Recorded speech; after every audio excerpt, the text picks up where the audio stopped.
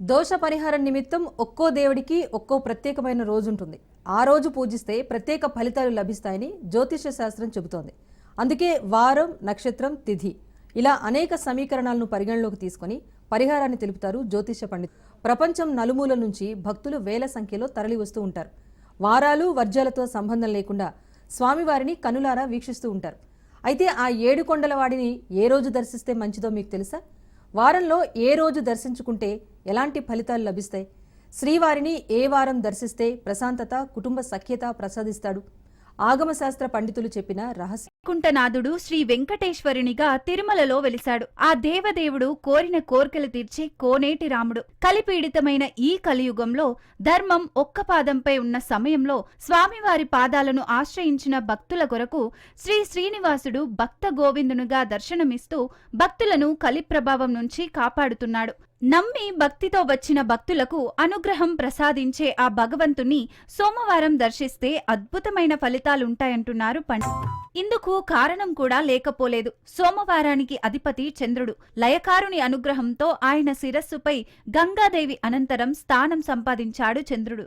శివ అనువాదం చేత సోమవారానికి అధిపతిగా నవగ్రహాల్లో చంద్రుడు ఆధిపత్యం పొందాడు. మనస్సుకి చంద్రుడికి మధ్య సంబంధాన్ని జ్యోతిష్య శాస్త్రం అనేక విషయాలను చెప్పింది. ఇక జన్మకుండలిలో చంద్రుడు ఉండే స్థానాన్ని ప్రామాణికంగా చేసుకుని సంబంధిత మానసిక శక్తిని ఇట్టే చెప్పేస్తారు జ్యోతిష్యులు. మాతృకారకుడిగాను ఈ చంద్రుడికి పేరుంది. చంద్రుడి అనుగ్రహం కోసం జపం, అభిషేకం చేసుకోవాలని పెద్దలు సూచిస్తారు.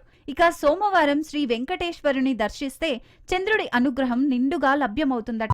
శ్రీ వెంకటేశ్వర స్వామి వార్షిక బ్రహ్మోత్సవాల్లో 7వ రోజు రాత్రి శ్రీ మల్లప్ప స్వామి చంద్రప్రభ వాహనంపై ఆలయ 4 మాడవీధుల్లో విహరించి భక్తులకు అనుగ్రహమిస్తారు. పురుషోత్తమ ప్రాప్తియాగం చంద్రుడిని శ్రీ మహావిష్ణువు రూపుగా వర్ణిస్తుంది.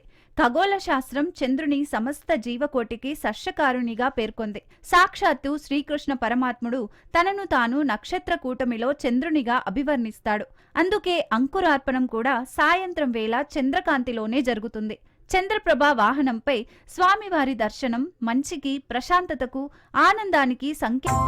ఇక సోమవారం నాడు శ్రీవారిని దర్శించడం వల్ల కుటుంబ సభ్యుల నుంచి మంచి అనుకూలతలు లభిస్తాయని, మానసిక ప్రశాంతత లభ్యమవుతుందని భక్తుల నమ్మకమని శ్రీవారి ఆలయ మాజీ ప్రధాన అర్చకులు ఏవి రమణ దీక్షితులు తెలిపారు. వెంకటేశ్వర స్వామివారిని సర్వదేవతా సార్వభౌముడని ఆగమంలో వర్ణించబడుతుంది.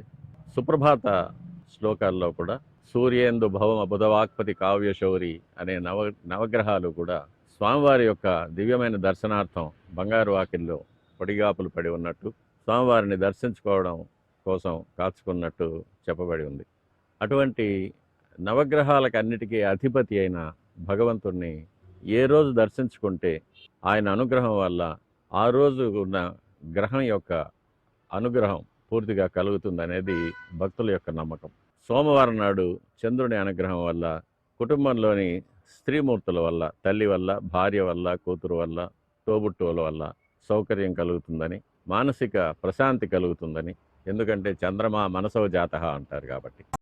అఖిలాండ కోటి బ్రహ్మాండ నాయకుడైన శ్రీవారిని క్షణకాలం దర్శించుకుంటే చాలు, జీవితం ధన్యమవుతుంది. కొండలలో నెలకొన్న కోనేటి రాయుణ్ణి కల్లారా దర్శించుకోవాలనే ఆతృతతో క్షణకాలం మాత్రమే లభించే శ్రీవారి దివ్యమంగళ రూప దర్శనం కోసం తహతహలాడుతుంటారు భక్తజనం.